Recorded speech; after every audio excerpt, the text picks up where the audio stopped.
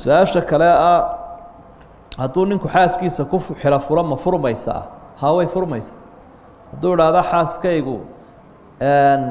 xilahay waxay ku furan yihiin haddii waxa aan sameeyo ama xilahay waxay ku furan yihiin haddaan waxaa samayn waayo caynkaa iyo caynkaa wey hadduu wixii samayn waayo waa furmaysa hal dalqad baa dhacaysa hadduu wixii sameeyana uu ka dhaartayna hal dalqad baa dhacaysa marka waa xalfun fi alaaq baa la idhaha waa culimada qaarkood xalfi bay u tixgeliyeen dhaar